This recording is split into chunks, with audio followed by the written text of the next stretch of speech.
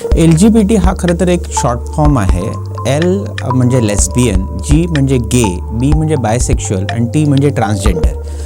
ह्या 4 वेगवेगळ्या गोष्टी याच्यामध्ये येतात आणि यांना सेक्शुअल मायनॉरिटीज म्हणतात. असं कळलं की आपला मुलगा गे आहे किंवा आपली मुलगी लेस्बियन आहे, तर मग त्यांची प्रतिक्रिया कशी असते, तर ती स्वीकारण्याची नसते आणि हे बोलूही शकत नाही ती व्यक्ती आणि हे इतरांनाही सांगणं त्यांना कठीण होऊन जातं आणि त्यांच्यासाठी ही गोष्ट त्रासदायक होऊ शकते. पण आम्हाला असं दिसतं की ट्रान्सजेंडर किंवा हिजडे हे टाळ्या वाजून भीक मागताना दिसतात किंवा त्यांचं वर्तन अंगविक्षेप हे आपल्याला घृणास्पद वाटतात. पण ते मला म्हणाले की नोकरी जर तुम्ही मला करायला सांगत असाल, काम कर म्हणून सांगत असाल, तर तुम्ही द्याल मला काम? म्हणजे फक्त सेक्शुअल रिलेशन इतक्यापुरती इन्व्हॉल्वमेंट नसते, बऱ्याच वेळा ती इमोशनल इन्व्हॉल्वमेंट असते आणि त्यामुळे इमोशनल इन्व्हॉल्वमेंटमुळे होणारे जे प्रश्न आहेत आणि त्याच्यामुळे स्ट्रेस येतो, डिप्रेशन येतं, काही माणसं सुसायडल आयडिएशनपर्यंत जातात, तर ह्या गोष्टी त्यांच्या बाबतीत घडू शकतात. आणि ट्रेडिशनली म्हणजे सेक्स रिअसाइनमेंट सर्जरी ही आता आली, पण पारंपरिकदृष्ट्या आणखी एक त्याच्यामध्ये रिच्युअल होतं, ते म्हणजे निर्वाण म्हणून. आणि ते फार मला असं भयानक असं वाटतं कारण त्याच्यामध्ये कोणताही ॲनेस्थेशिया न देता पारंपरिक पद्धतीने पुरुषाचं लिंग छाटलं जायचं, लिंगविच्छेद केला जायचा. आंतरजातीय विवाहसुद्धा जरी असेल तरी त्याला एक सपोर्ट असतो आणि लग्न प्रिझर्व करण्याच्या दृष्टिकोनातून किंवा त्यांचे नातेसंबंध प्रिझर्व करण्याच्या दृष्टिकोनातून एक सामाजिक दबाव असतो. पण ह्या नात्यावरती कोणत्याही प्रकारचा सामाजिक दबाव नसतो कारण हे नातंच स्वीकारलं जात नाही. नमस्कार, मी जुईली पांगा. कोकणचं नंबर 1 महा चॅनल सिंधुदुर्ग लाईव्हमध्ये आपलं स्वागत. आज जागतिक मानसिक आरोग्य दिन आणि या वर्षीची थीम आहे विषमाग्रस्त जगामधलं मानसिक आरोग्य. आपल्या इथं वेगवेगळ्या विषयात किंवा वेगवेगळ्या गोष्टींमध्ये विषमता ही दिसून येतेच, पण असं अजून एक वर्ग आहे ज्याला आपण आपलं म्हणावं तसं स्वीकारलेलं नाही आहे, त्याचा स्वीकार केलेला नाही आहे, आपलंसं केलेलं नाही आहे. हा वर्ग म्हणजे LGBT म्हणजेच समलैंगिकता. त्यामुळेच त्यांचं मानसिक आरोग्य असेल, त्यांच्या समस्या असेल, याबद्दल फारसा विचार होताना दिसत नाही आहे. आणि याच निमित्तानं आपण याविषयी चर्चा करणार आहोत. त्यासाठी आपल्यासोबत आहेत मानसोपचार तज्ज्ञ डॉक्टर रुपेश पाटकर. सर, आपलं खूप खूप स्वागत. नमस्कार. विषयाला सुरुवात करण्यापूर्वी LGBT म्हणजे काय हे समजून घेणं गरजेचं आहे. त्याची व्याख्या काय आहे? LGBT हा खरं तर एक शॉर्ट फॉर्म आहे. L म्हणजे लेस्बियन, G म्हणजे गे, B म्हणजे बायसेक्शुअल आणि T म्हणजे ट्रान्सजेंडर. ह्या 4 वेगवेगळ्या गोष्टी याच्यामध्ये येतात आणि यांना सेक्शुअल मायनॉरिटीज म्हणतात. ह्याच्यामध्ये असं होतं की साधारणपणे ही कन्सेप्ट समजून घेण्यासाठी आपल्याला 3 कन्सेप्ट समजून घ्यायला पाहिजेत, काही 3 संकल्पना समजून घ्यायला पाहिजेत.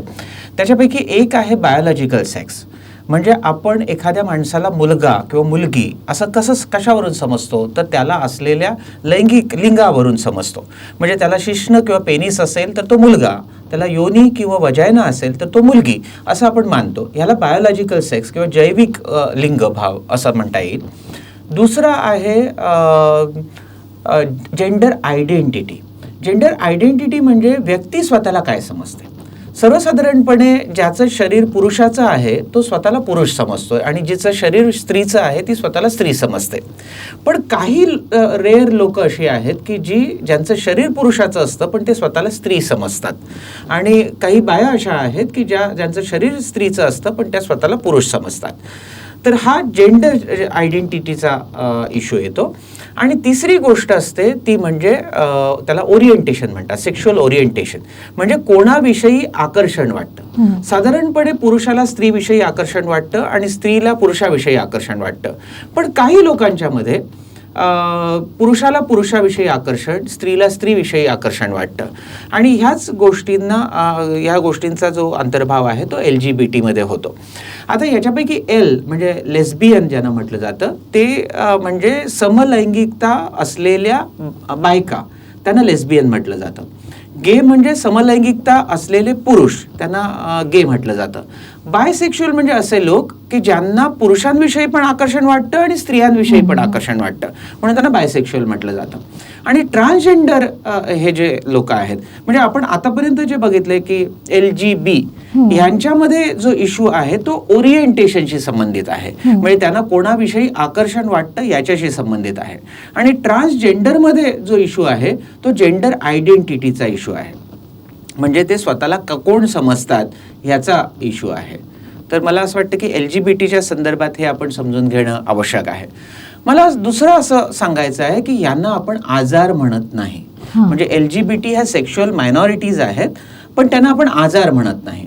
आणि हे पूर्वी आजार मानले जात होते, पण साधारणपणे 70 ते 80च्या दशकामध्ये American psychiatric association diagnostic manual जे आहे, DSM मॅन्युअल ज्याला म्हटलं जातं, ICD-10, ही जी आजारांना क्लासिफाय करणारी मॅन्युअल आहेत, याच्यातून पहिल्यांदा समलैंगिकता ही गोष्ट आजार नाही अशी भूमिका आली. त्याच्यानंतर ट्रान्सजेंडरच्या बाबतीत विशेष करून त्याला जेंडर आयडेंटिटी डिसऑर्डर, म्हणजे मी जेव्हा पोस्ट ग्रॅज्युएशन केलं तेव्हा जेंडर आयडेंटिटी डिसऑर्डर म्हणून मी शिकलो. पण आता DSM-5 5th एडिशन त्याची जी आहे, diagnostic and statistical manual for mental illness, हे याची 5व्या एडिशनमध्ये ह्याला त्यांनी डिस्फोरिया दिलेला आहे, जेंडर डिस्फोरिया असं नाव दिलेलं आहे. आणि त्यामुळे ते म्हणतात की यांना जर मेडिकल किंवा सायकोलॉजिकल काही याची गरज असेल तर ती गरज दिली जावी, पण यांना डिसऑर्डर म्हणू नये. त्यामुळे यांना आता आजार म्हटलं जात नाही, पण यांचे स्वतःचे काही इश्यू आहेत, काही प्रश्न आहेत, त्यांचा विचार सायकोलॉजीच्या दृष्टिकोनातून करणं आवश्यक आहे असं मला वाटतं. म्हणजे LGB हा वेगळा फरक झाला आणि T हा वेगळा फरक आहे. म्हणजे जसं तुम्ही आता म्हटलं तसं, पण यामध्ये त्यांच्या समस्याही वेगवेगळ्या असतील. म्हणजे LGBच्या वेगळ्या असतील आणि ट्रान्सजेंडर याच्या समस्या वेगळ्या असतील, त्या कोणत्या? LGB हे ओरिएंटेशन, म्हणजे कोणाविषयी तुम्हाला आकर्षण वाटतं हे तुमच्या एरवीच्या ह्याच्यातून, म्हणजे माणसाला बघून तुमच्या लक्षात येणार नाही की याला कोणाविषयी आकर्षण वाटतं. त्यामुळे ते बऱ्याच प्रमाणात हिडन किंवा लपलेलं राहू शकतं. आणि जोपर्यंत माणूस ते एक्झिबिट करत नाही तोपर्यंत ते इतरांना कळण्याच्या शक्यता नाही, किंवा तो स्वतः दुसऱ्याला सांगत नाही तोपर्यंत इतरांना कळण्याच्या शक्यता नाही. पण ट्रान्सजेंडरच्या बाबतीत, म्हणजे जिथं माणसाला असं वाटतं की आपण, म्हणजे पुरुषाच्या शरीरामध्ये स्त्री कैद झालेली आहे, म्हणजे शरीर आपल्याला पुरुषाचं मिळालंय पण मन मात्र आपलं स्त्रीचं आहे, अशा प्रकारे त्या व्यक्तीनं वाटतं. आणि मग त्या व्यक्ती साधारणपणे फेमिनाईन ट्रेट्स दाखवायला लागतात. म्हणजे ते मुलीसारखे हावभाव करणं किंवा मुलीसारखे कपडे घालण्याचा प्रयत्न करणं, हेअरस्टाईल मुलीसारखे ठेवण्याचा प्रयत्न करणं, बोलण्याची लकब मुलीसारखी असण्याचा प्रयत्न करणं. आणि त्यामुळे ते स्पष्टपणे लोकांच्या लक्षात येतात. त्यामुळे त्यांच्याकडे तुच्छतेने बघण्याची जी शक्यता आहे ती जास्त ही असते. पण एकंदरीतच सेक्शुअल मायनॉरिटीजकडे बघण्याचा दृष्टिकोन जो आहे तो काही सकारात्मक एकंदरीत सोसायटीचा आहे असं नाही. त्यामुळे मी जसं म्हटलं की जोपर्यंत व्यक्त होत नाही तोपर्यंत माहिती नसतं. पण हे समजा कळलं काही लोकांना तर त्यांच्याकडे कशा नजरेने बघितलं जातं, तर त्यांच्याकडे तुच्छतेने बघितलं जातं. खरं तर मी इथं एक उदाहरण देईन की किंवा त्याच्या अगोदर, उदाहरण देण्याच्या अगोदर मी असं म्हणेन की एखाद्या गोष्टीला चूक किंवा बरोबर ठरवण्याच्या बाबतीत एक आपण क्रायटेरिया ठरवून घेतला पाहिजे. म्हणजे एखादी गोष्ट पारंपरिक पद्धतीने चूक ठरवली जाते म्हणून ती चूक म्हणावी, हे मला बरोबर नाही वाटत. म्हणजे एखाद्या वर्तनाचा त्रास जर स्वतःला किंवा दुसऱ्याला होत असेल तर ते वर्तन चुकीचं, आणि एखाद्या वर्तनाचा त्रास स्वतःला किंवा सोसायटीला होत नसेल तर ते वर्तन चालू राहिलं तर त्याच्यामध्ये काही चुकीचं नाही असं मला वाटतं.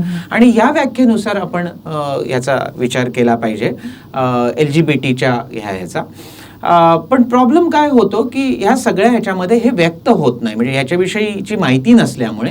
म्हणजे LGB किंवा LGBT एखादी व्यक्ती आपल्या घरामध्ये पालकांना असं कळलं की आपला मुलगा गे आहे किंवा आपली मुलगी लेस्बियन आहे, तर मग त्यांची प्रतिक्रिया कशी असते, तर ती स्वीकारण्याची नसते.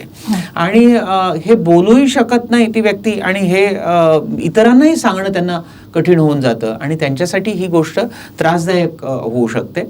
पालकांसाठी त्रासदायक होते आणि त्या व्यक्तीसाठी सुद्धा त्रासदायक होते. खरं तर याच्याविषयी बोललं जात नाही, आणि बोललं जात नसल्यामुळे आणि हे नॉर्मल आहे हे स्वीकारलं गेलं नसल्यामुळे बऱ्याच वेळा माणूस डिनायल फेजमध्ये जातात आणि त्यांचे सायकोलॉजिकल स्ट्रेस आणि मग त्याच्याशी संबंधित जी एन्झायटी किंवा निराशा अशा गोष्टी त्याच्यामध्ये उद्भवू शकतात.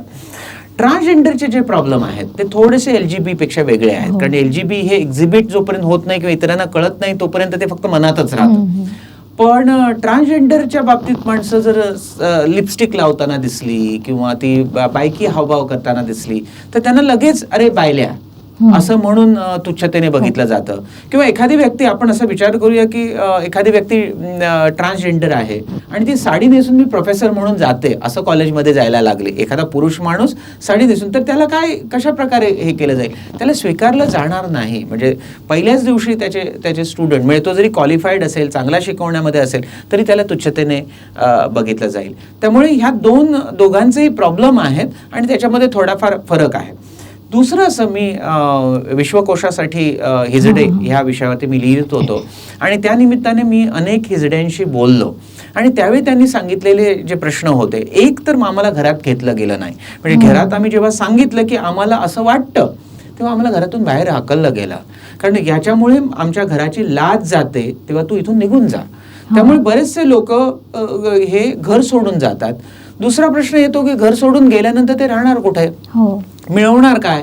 तर त्यांनी मला सांगितलं, मी म्हटलं तुम्ही एरवी काय करता? साधारणपणे आम्हाला असं दिसतं की ट्रान्सजेंडर किंवा हिजडे हे टाळ्या वाजून भीक मागताना दिसतात किंवा त्यांचं वर्तन, अंगविक्षेप हे आपल्याला घृणास्पद वाटतात. पण ते मला म्हणाले की नोकरी जर तुम्ही मला करायला सांगत असाल, काम कर म्हणून सांगत असाल, तर तुम्ही द्याल मला काम?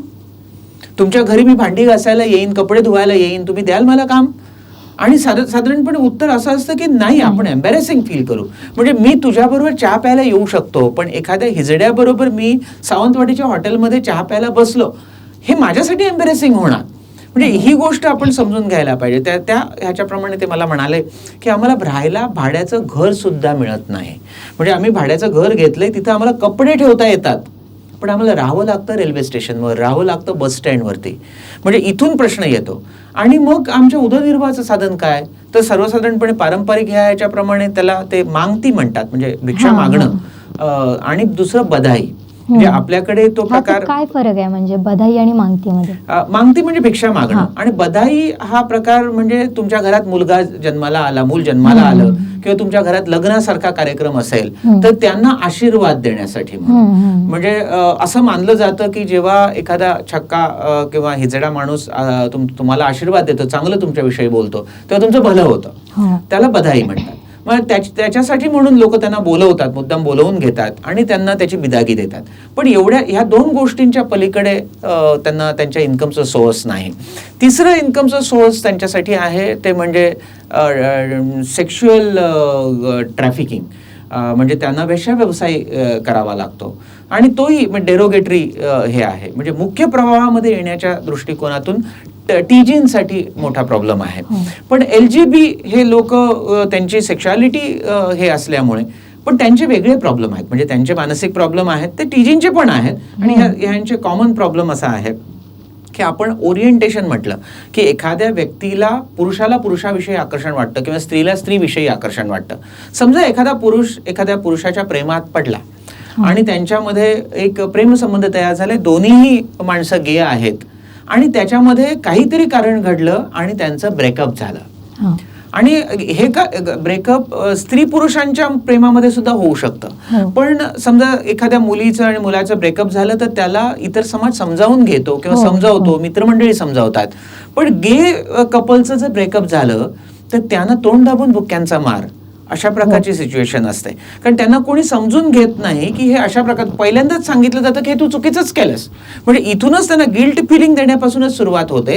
आणि इमोशनल त्यांची इन्व्हॉल्वमेंट आहे. म्हणजे ती फक्त बॉडी लेवलची इन्व्हॉल्वमेंट नसते, म्हणजे फक्त सेक्शुअल रिलेशन इतक्यापुरती इन्व्हॉल्वमेंट नसते, बऱ्याच वेळा ती इमोशनल इन्व्हॉल्वमेंट असते. आणि त्यामुळे इमोशनल इन्व्हॉल्वमेंटमुळे होणारे जे प्रश्न आहेत आणि त्याच्यामुळे स्ट्रेस येतो, डिप्रेशन येतं, काही माणसं सुसायडल आयडिएशनपर्यंत जातात.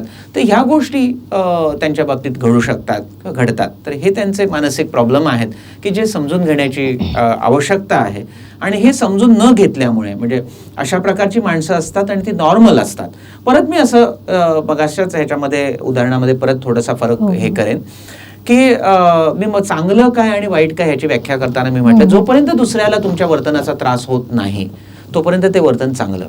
मग इथं आपण असं विचारात घेऊया की हेटेरोसेक्शुअल म्हणजे ज्याला भिन्नलिंगी आकर्षण आहे, म्हणजे जनरली पुरुषाला स्त्रीविषयी आकर्षण वाटतं आणि असा माणूस जर स्त्रीची छेड काढत असेल तर तो न्यूसन्स आहे.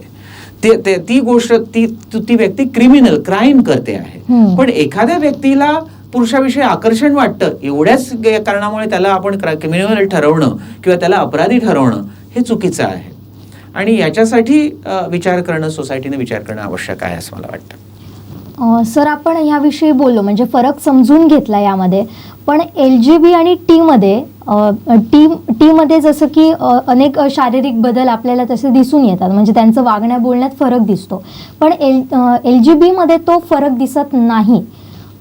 पण टीमध्ये जेव्हा असंही आता घडतंय, म्हणजे अशा शस्त्रक्रिया काही उपलब्ध आहेत, त्यामुळे ते संपूर्ण शरीरच आपलं बदलून घेतात. म्हणजे त्यांना त्यांचं मन जसं मुलीसारखं आहे तसं त्यांना शरीरही मुलीसारखं हवं असं वाटू लागतं.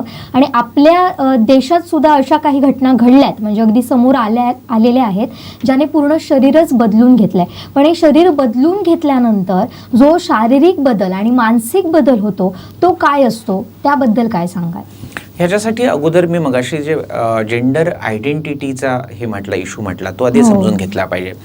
की जेंडर आयडेंटिटीचा ज्यांना इशू आहे, म्हणजे ज्यांना वाटतंय की पुरुषाच्या शरीरामध्ये स्त्री कैद झाली किंवा स्त्रीच्या शरीरामध्ये पुरुष कैद झालाय, म्हणजे मन माझं स्त्रीचं आहे आणि शरीर माझं पुरुषाचं आहे, किंवा मन माझं पुरुषाचं आहे आणि शरीर माझं स्त्रीचं आहे, हे बायोलॉजिकली नॉर्मल असतात. म्हणजे पुरुषाचं शरीर म्हणजे बायोलॉजिकली तो पुरुषच असतो, हे आपण समजून घेतलं पाहिजे. कारण बऱ्याच वेळा लोकांना असं वाटतं की हर्मॅफ्रोडाईट असतात की काय, तर असं नाही. म्हणजे त्यांच्या लैंगिकतेमध्ये किंवा त्यांच्या बायोलॉजिकल जैविक लिंगामध्ये फरक नसतो, ते नॉर्मलच असतात. आणि म्हणून सेक्स रिअसाइनमेंट सर्जरी जो प्रकार आहे तो विचारात घेतला जातो. एवढंच नव्हे तर हिजडे ही जे होतं त्या ह्याच्यामध्ये ही एक सांगायचं राहिलं की जेव्हा माणसं घरातून बाहेर निघतात किंवा घरातून हाकलली जातात, तेव्हा ते काय करतात, तेव्हा ती साधारणपणे त्यांचे ग्रुप बनवतात. म्हणजे जेव्हा समदुःखी माणसं एकत्र येतात तेव्हा एकमेकाला तीच समजून घेऊ शकतात. आणि अशी एक 7 घराणी आपल्या भारतामध्ये आहेत की ज्यांच्यामध्ये गुरु शिष्य परंपरा चालते. म्हणजे नव्या इनिशिएशन केलं जातं, त्याला रीत करणं म्हणतात. म्हणजे नवीन हिजडा म्हणून तो स्वीकारतो आणि त्याला साडी दिली जाते आणि तो साडी नेसायला सुरुवात करतो. तर त्याच्यामध्ये एक आपण समजून घेतलं पाहिजे की तो बायोलॉजिकली पुरुष असतो. म्हणजे पुरुषाच्या शरीरामध्ये जसे जसे बदल असतात तसेच ज्या गोष्टी असतात तशाच त्याच्या शरीरामध्ये असतात, पण त्याला स्त्रीसारखं राहावं असं वाटतं, म्हणून तो त्या ह्याच्यामध्ये येतो. आणि ट्रेडिशनली म्हणजे सेक्स रिअसाइनमेंट सर्जरी ही आता आली, पण पारंपरिक दृष्ट्या आणखी एक त्याच्यामध्ये रिच्युअल होतं, ते म्हणजे निर्वाण म्हणून. आणि ते फार मला असं भयानक असं वाटतं, कारण त्याच्यामध्ये कोणताही अॅनेस्थेशिया न देता पारंपरिक पद्धतीने पुरुषाचं लिंग छाटलं जायचं, लिंग विच्छेद केला जायचा. आणि ती जी वेदना आणि काय ते सहन करत असतील ते त्यांनाच माहिती की किती भयानक पद्धतीने ते सहन करत असतील. आज सेक्स रिअसाइनमेंट सर्जरी आहेत, पण त्याच्या अगोदर त्यांचं काउन्सिलिंग केलं जातं, कारण हे टेम्पररी वाटू नये, कारण तुम्ही एका वेगळ्या रोलमध्ये जाणार आहात. प्रत्येक हिजडा काही सेक्स म्हणजे लिंग विच्छेद करत नाही किंवा सेक्स रिअसाइनमेंट सर्जरीला जातो अशातला भाग नाही, आणि ती कॉस्टली पण असते, त्यामुळे ती सगळ्यांनाच अफोर्ड होते अशातलाही भाग नाही. पण त्याच्या अगोदर त्यांचं काउन्सिलिंग केलं जातं. आणि दुसरी गोष्ट अशी की त्यांना नवीन लिंग भाव मिळाल्यानंतर, म्हणजे त्यांनी स्वतःला स्त्रीमध्ये हे केल्यानंतर, रूपांतरित केल्यानंतर, म्हणजे त्यांना ब्रेस्ट असेल, त्यांना वजायना असेल, पण त्यांना मूल नाही होऊ शकणार, म्हणजे पण ते स्त्रीसारखे होऊ शकतील, म्हणजे स्त्रीसारखं बाह्य रूप त्यांचं येऊ शकेल, पण त्यांना मुलं होण्याची प्रक्रिया होणार नाही. त्यामुळे त्यांना पुन्हा ॲडजस्ट होणं सोसायटीमध्ये, स्त्री म्हणून एस्टॅब्लिश होणं, हे पण तेवढंच आव्हानात्मक असतं. आणि हे आव्हान कसं आहे की तुमचं रेशन कार्ड, तुमचं साधं वोटिंग कार्ड, त्या प्रत्येक ठिकाणी तुमचं जेंडर लिहिलेलं असतं आणि हे जेंडर तुम्हाला बदलायचं आहे. सो त्यामुळे त्याच्यामध्येही तो प्रश्न येतो. म्हणजे फक्त एवढाच प्रश्न राहत नाही की तुम्ही सर्जरी केली आणि हे झालं, त्यामुळे ह्या सगळ्या ह्याला तुम्हाला अडॅप्ट करावं लागतं. आणि त्याचबरोबर तुम्हाला नवीन लोकांशी सुद्धा अडॅप्ट करावं लागतं. तर ही अडॅप्टेशनची जी प्रक्रिया आहे, ह्या सगळ्याला स्वतःला त्याच्यामध्ये सामावून घेण्याची, ती प्रक्रियेसाठी सायकोलॉजिकल हेल्प त्यांना जरुरीची असते आणि ती दिली जाते. आणि त्याच्यामधले एक्सपर्टही आहेत, या रिअसाइनमेंट सर्जरीतले एक्सपर्ट आहेत, काउन्सिलिंग मधले एक्सपर्ट आहेत, या सगळ्या संदर्भातले. आता ट्रान्सजेंडरमधला आपण फरक समजून घेतला, पण LGBमध्ये हा जो म्हणजे अनेक बदल होत असतात, म्हणजे त्यांची भावनिक गुंतागुंतही फार मोठी असते. आपण त्याबद्दल विचारही करू शकत नाही नेमकं त्यांच्या मनात चालू काय आहे. मग हा जो फरक आहे त्यांच्या शरीरात असेल किंवा त्यांच्या वागण्या बोलण्यात असेल, तो हा फरक नेमका कधी जाणवू लागतो त्यांना, हा बदल नेमका कधी जाणवू लागतो? साधारणपणे हे अडोलेसन्स सुरू झाला म्हणजे कुमारवय सुरू झालं आणि ज्यावेळी तुमच्या शरीरामध्ये हार्मोनल बदल व्हायला लागतात. कारण त्याच्या अगोदरच्या जर आपण बघितलं तर मुलांच्या मध्ये सेक्शुअलिटी रिलेटेड असे विचार नसतात. अडोलेसन्स सुरू झाल्यानंतर तुमच्या शरीरामध्ये बदल घडायला लागतात, हार्मोनल बदल घडायला लागतात आणि तुमचे सेक्स ऑर्गन डेव्हलप होतात. ऍक्च्युली अडोलेसन्स म्हणजे एका छोट्या मुलाचं पुरुषामध्ये होणारं रूपांतर किंवा एका मुलीचं स्त्रीमध्ये होणारं रूपांतर, रिप्रोडक्टिव्ह सिस्टीम डेव्हलप होण्याचं एज. त्यामुळे या वयामध्ये ह्या गोष्टी जाणवायला लागतात आणि याच्याबाबत खुली चर्चा नसल्यामुळे हे जर एखाद्याला असं वाटत असेल तर हे आपल्याला काय घडतंय, म्हणजे आपल्याला पुरुषाविषयी आकर्षण वाटतंय हे याचा अपराधी भाव त्याच्या मनात येऊ शकतो आणि हे इतरांपेक्षा वेगळं आहे असं त्याला वाटू शकतं. त्यामुळे हे समजून घेणं किंवा त्याला समजून घेणारी यंत्रणा समाजामध्ये असणं हे आवश्यक आहे असं मला वाटतं.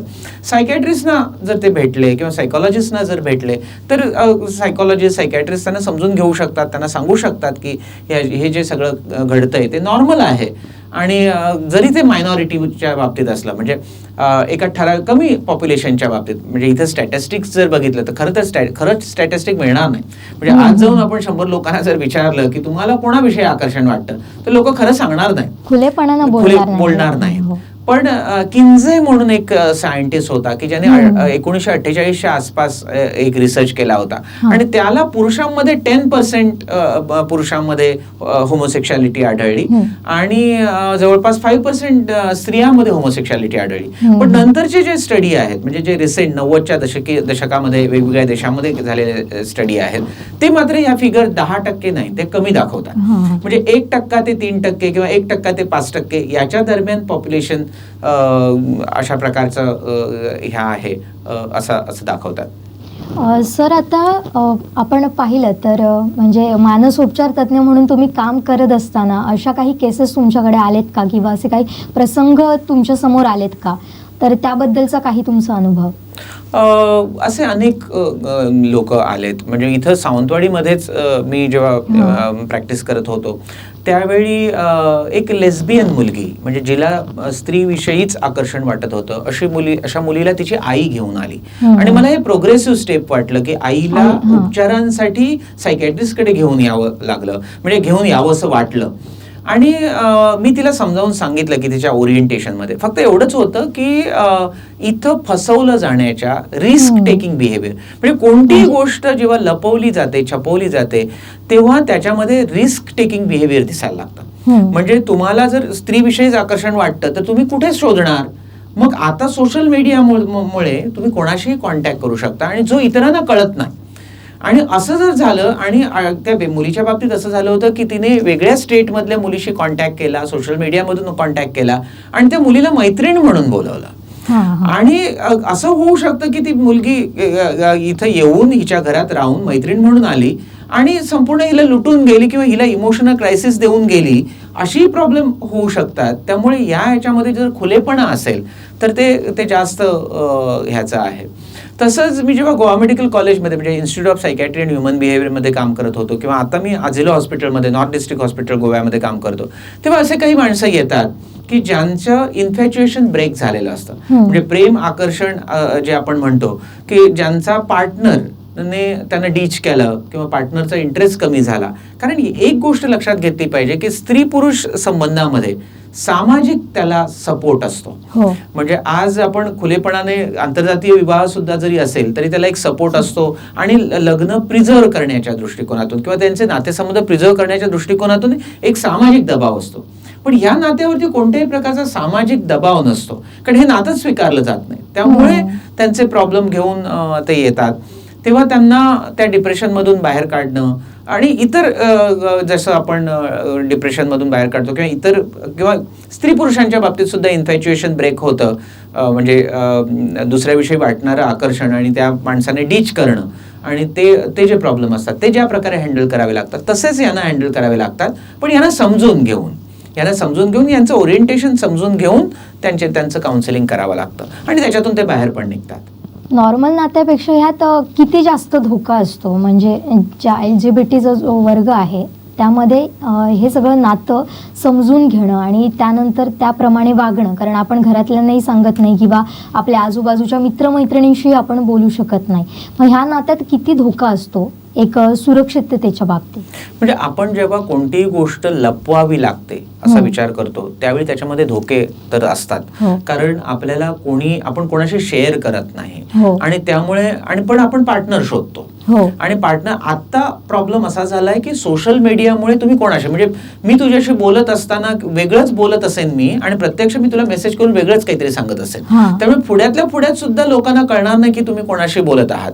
त्यामुळे हे जे लपून राहतं, हिडन राहतं, त्यामुळे फसवलं जाण्याच्या शक्यता असतात. याच्यामध्ये एक आहे शक्यता की तुम्ही अननोन माणसाशी मैत्री करता, अननोन माणसाला मित्र म्हणून तुमच्या घरात बोलवता, तर तो माणूस तुम्हाला मगाशी म्हटलं तसं लुटण्याच्या शक्यता असतात.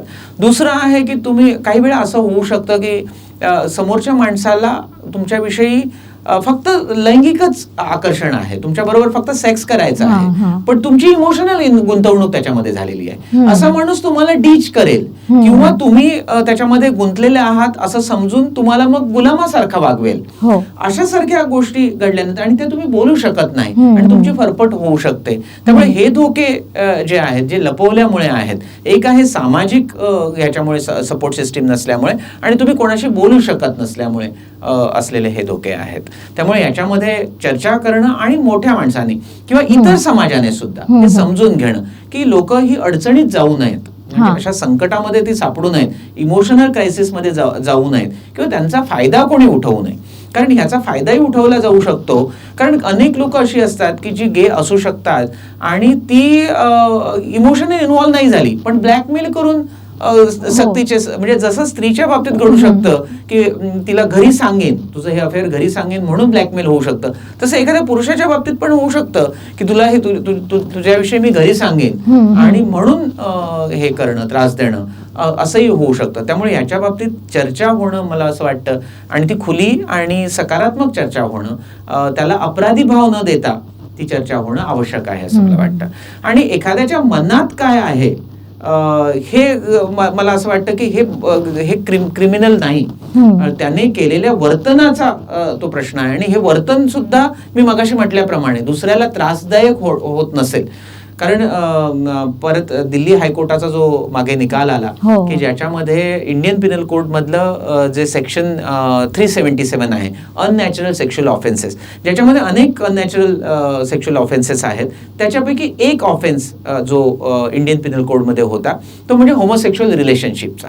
आणि दिल्ली हायकोर्टाने ते उचलून धरलं आणि त्याच्यामध्ये नाज फाउंडेशनने ती केस फाईल केली होती. अशा अनेक संस्था आहेत की ज्या ह्या लोकांसाठी काम करतात. हमसाद सारखी संस्था आहे, अशोक राऊत कवींची संस्था आहे किंवा समपथिक नावाची बिंदू महादेव खिरेंची संस्था आहे की यांनी याच्यामध्ये बरंच काम केलं. तर त्या ह्याच्यामध्ये आपण बघितलं तर हे जे आर्टिकल होतं, हा सेक्शन होता की त्याच्यामध्ये समलैंगिक ह्याच्यामध्ये तुम्ही जर सामाजिक नॉर्म्स बिघडवत नसाल, तुम्ही चार चौघामध्ये म्हणजे पब्लिक प्लेसेसमध्ये काही करत नसाल, तुम्ही तुमच्या प्रायव्हेट प्लेसमध्ये तुम्ही दोघांच्या कन्सेंटने आणि दोन्ही माणसं मेजर असतील आणि तुम्ही लैंगिक संबंध ठेवत असाल तर त्याच्यामध्ये कायदा तुम्हाला अडवत नाही, असा तो निर्णय होता. हे डिक्रिमिनलायझेशन होतं. म्हणजे एखादी गोष्ट क्राईम नाही असं ठरवणं होतं. आणि हा एक खूपच रॅडिकल असा निर्णय दिल्ली हायकोर्टाने दिला होता आणि ज्याच्यामुळे बरीचशी चर्चा याच्यावरती सुरू झाली आणि हा विषय बोलला जाऊ लागला आणि त्या बोलला गेल्यामुळे याच्याविषयीचे समज, बरेचसे गैरसमज हे कमी व्हायला मदत झाली. आता समलैंगिकतेला कायद्यानंही थोडीफार गुन्हा नाही असं डिक्लेअर केलेलं आहे, त्याला संमती थोडीफार दिलेली आहे. पण आता ह्या निर्णयानंतर समाजावर त्याचा कसा परिणाम झाला? कारण कितीही म्हटलं तरी तिथे तुच्छतेने बघणं, काहीतरी वेगळं आहे असं म्हणणं हे नॉर्मल नाही आहे, ह्या नात्याला एक्सेप्ट केलंच जात नाही बहुतेक वेळा तरी. तर मग आता ह्याचा कसा काय परिणाम जाणवू लागलाय समाजावर?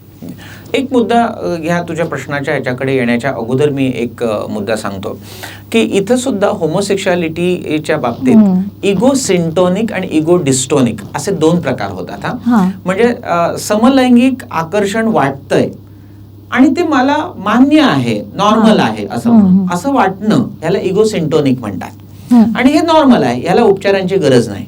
पण इगो डिस्टोनिक म्हणजे मला समलैंगिक आकर्षण वाटतं पण मला वाटतं हे चुकीचं आहे, मग मला उपचारांची गरज आहे, काउन्सिलिंगची गरज आहे आणि मला समजून घेण्याची गरज आहे की हे असं वाटणं हे नॉर्मल आहे ह्या दृष्टिकोनातून. दुसरा तुझा जो प्रश्न होता की समाज याला स्वीकारेल का, तर मला असं वाटतं की पूर्वीपेक्षा आता समाज स्वीकारायला लागला, ह्याच्यावरती लिटरेचर यायला लागलं. म्हणजे आज मराठी साहित्यामध्ये मी मगाशी ज्यांचा उल्लेख केला, समपथिकचे बिंदू माधव खिरे जे पुण्यामध्ये काम करतात, तर त्यांचं पुस्तक याच्यावरती आहे, मराठीमध्ये त्यांचं पुस्तक उपलब्ध आहे. लक्ष्मीनारायण त्रिपाठींचं मी लक्ष्मी मी हिजडा हे मनोविकासने काढलेलं पुस्तक उपलब्ध आहे. तर असं साहित्य पण यायला लागलंय आणि ते साहित्य ओपन साहित्य यायला लागलंय, तर माणसं ऍक्सेप्ट करायला लागली आहेत. समाजामध्ये ह्या गोष्टी आता मान्य व्हायला लागल्या. म्हणजे मेजॉरिटीच्या लेवलवरती नाही हे मी मान्य करतो, पण कुठेतरी याची सुरुवात झालेली आहे की जिथे लोक हे मान्य करतायत. कारण हे मान्य करत जाणं, कारण कोणतीही गोष्ट बदलाची कोणतीही गोष्ट लगेच होत नाही. म्हणजे स्त्री शिक्षणाच्या बाबतीत सुद्धा आपण जर बघितलं तर 1848 साली पहिली शाळा सावित्रीबाईंनी सुरू केली, पण अजूनही आपल्याला असं दिसतं की भारतामध्ये सगळ्याच बाया शिकतात अशी परिस्थिती आजही 2021 मध्ये नाही आहे. तर त्यामुळे हा बदल होत जाण्याची ही सुरुवात आहे आणि हा बदल निश्चितच हळूहळू विकसित होत जाईल असं मला वाटतं. सर, आपल्याकडे प्रत्येक गोष्टीत पाश्चात्य संस्कृतीचा छाप दिसून येतो. मग आता समलैंगिकता हाही विषय जसा की हा पण पाश्चात्यांचाच खूळ आहे की काय आता असं काहींना पडतो, तर त्यावर आपलं काय मत आहे? हे जे आपण प्रत्येक वेळी पाश्चात्यांकडे बघतो, आपण थोडंसं इतिहासामध्ये बघूया.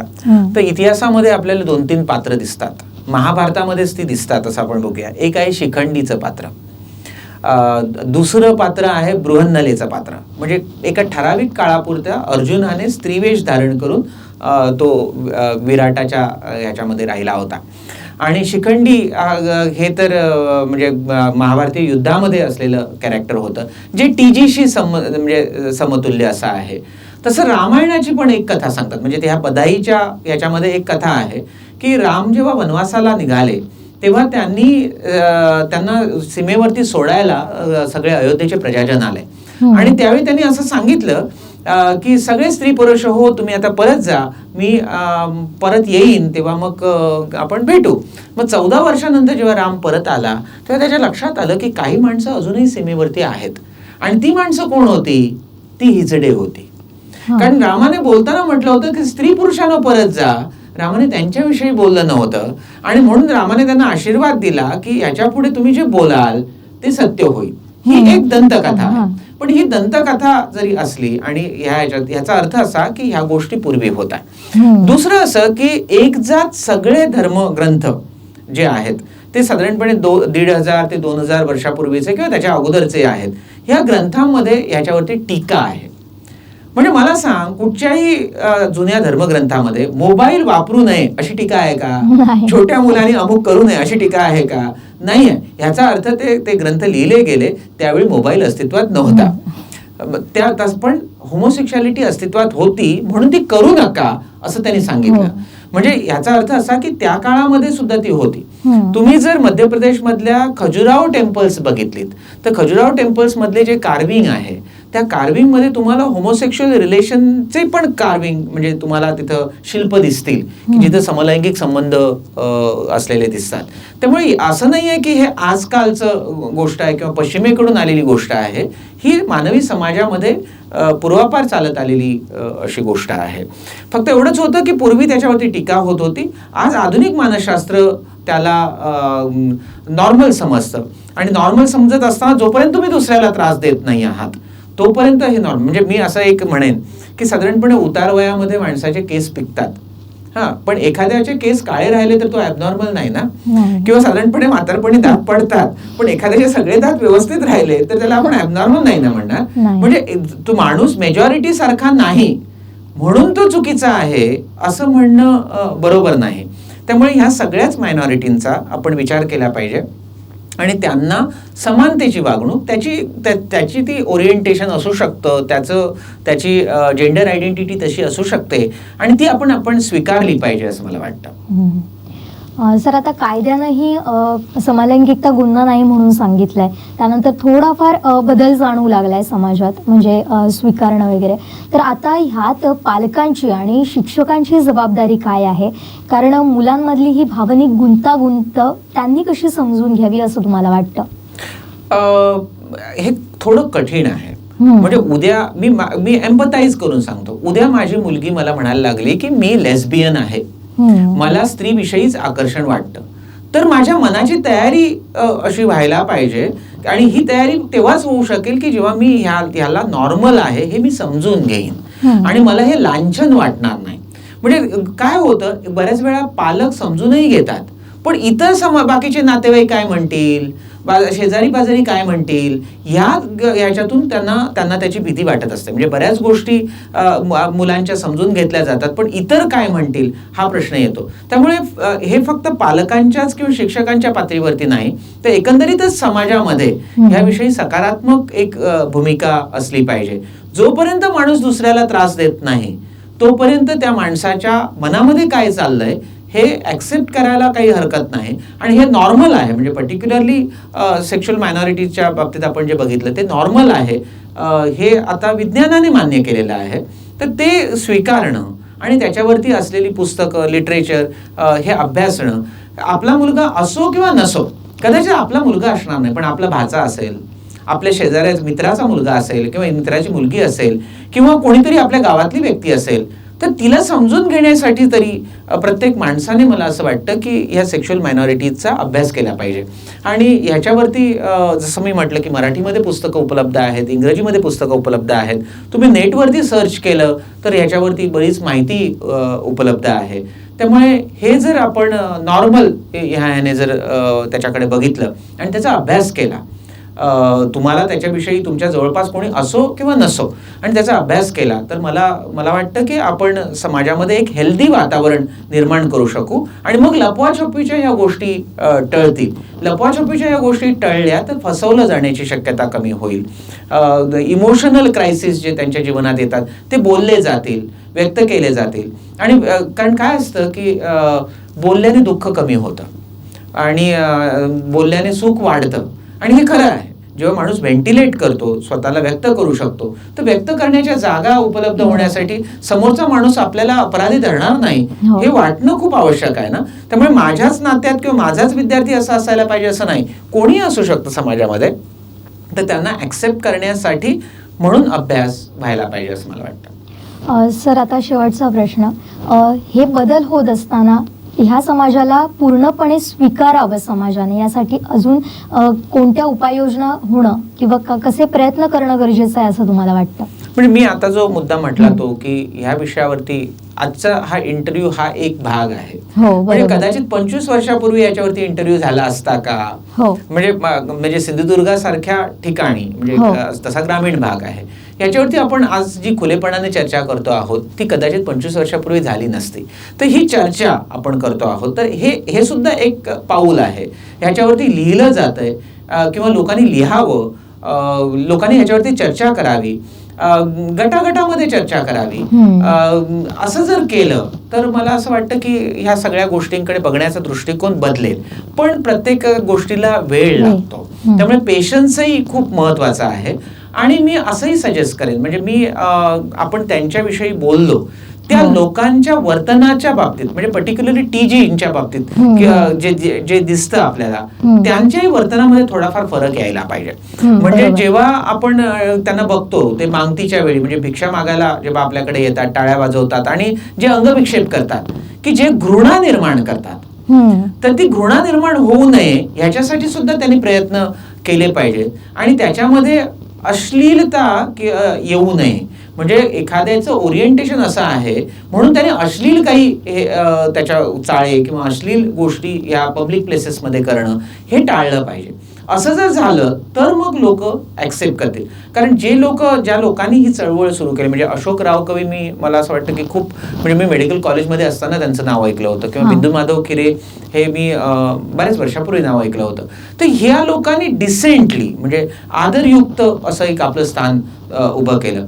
तसंच लक्ष्मीनारायण त्रिपाठी, ज्यांचं मी लक्ष्मी मी एजेड आहे पुस्तक आहे, त्यांनी एक सेलिब्रिटी लेवलवरती आपल्याला स्वतःला नेलं.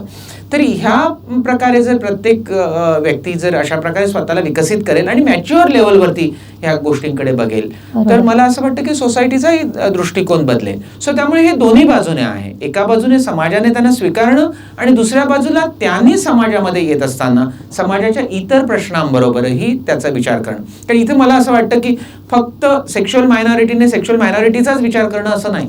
तर आपण आजचा जो थीम आहे आपला, तो विषमताग्रस्त जगामध्ये मानसिक आरोग्य.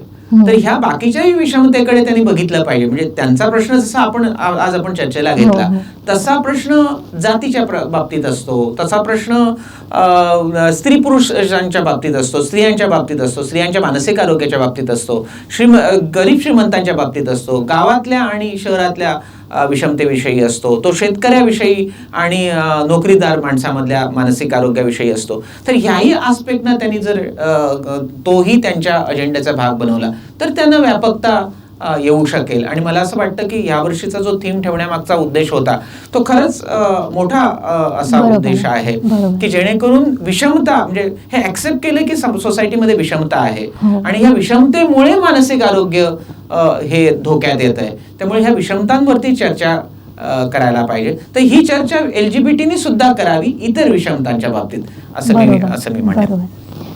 त्यामुळे समलैंगिकता हे गुन्हा नाहीये, फक्त भावनांचा जो सगळा खेळ आहे तो इथे आहे. त्यामुळे या समाजाच्या भावना समजून घेऊया आणि ही थोडीशी जी विषमता आहे ती या निमित्तानं कमी करण्याचा आपण निश्चय करूया. सर धन्यवाद. आपण अगदी सोप्या भाषेत यावर बोललात, मनमोकळेपणाने बोललात आणि आमच्या प्रेक्षकांना खूप चांगली अशी माहिती दिली, त्याबद्दल आपले मनपूर्वक आभार. LGBT हा खरं तर एक शॉर्ट फॉर्म आहे. L म्हणजे लेस्बियन, G म्हणजे गे, B म्हणजे बायसेक्शुअल आणि T म्हणजे ट्रान्सजेंडर. ह्या 4 वेगवेगळ्या गोष्टी याच्यामध्ये येतात आणि यांना सेक्शुअल मायनॉरिटीज म्हणतात. असं कळलं की आपला मुलगा गे आहे किंवा आपली मुलगी लेस्बियन आहे, तर मग त्यांची प्रतिक्रिया कशी असते, तर ती स्वीकारण्याची नसते आणि हे बोलूही शकत नाही ती व्यक्ती, आणि हे इतरांनाही सांगणं त्यांना कठीण होऊन जातं आणि त्यांच्यासाठी ही गोष्ट त्रासदायक होऊ शकते. पण आम्हाला असं दिसतं की ट्रान्सजेंडर किंवा हिजडे हे टाळ्या वाजून भीक मागताना दिसतात किंवा त्यांचं वर्तन, अंगविक्षेप हे आपल्याला घृणास्पद वाटतात. पण ते मला म्हणाले की नोकरी जर तुम्ही मला करायला सांगत असाल, काम कर म्हणून सांगत असाल, तर तुम्ही द्याल मला काम? म्हणजे फक्त सेक्शुअल रिलेशन इतक्यापुरती इन्व्हॉल्वमेंट नसते, बऱ्याच वेळा ती इमोशनल इन्व्हॉल्वमेंट असते आणि त्यामुळे इमोशनल इन्व्हॉल्वमेंटमुळे होणारे जे प्रश्न आहेत आणि त्याच्यामुळे स्ट्रेस येतो, डिप्रेशन येतं, काही माणसं सुसायडल आयडिएशनपर्यंत जातात. तर ह्या गोष्टी त्यांच्या बाबतीत घडू शकतात. आणि ट्रेडिशनली म्हणजे सेक्स रिअसाइनमेंट सर्जरी ही आता आली, पण पारंपरिकदृष्ट्या आणखी एक त्याच्यामध्ये रिच्युअल होतं, ते म्हणजे निर्वाण म्हणून. आणि ते फार मला असं भयानक असं वाटतं कारण त्याच्यामध्ये कोणताही ॲनेस्थेशिया न देता पारंपरिक पद्धतीने पुरुषाचं लिंग छाटलं जायचं, लिंगविच्छेद केला जायचा. आंतरजातीय विवाहसुद्धा जरी असेल तरी त्याला एक सपोर्ट असतो आणि लग्न प्रिझर्व करण्याच्या दृष्टिकोनातून किंवा त्यांचे नातेसंबंध प्रिझर्व करण्याच्या दृष्टिकोनातून एक सामाजिक दबाव असतो. पण ह्या नात्यावरती कोणत्याही प्रकारचा सामाजिक दबाव नसतो, कारण हे नातंच स्वीकारलं जात नाही.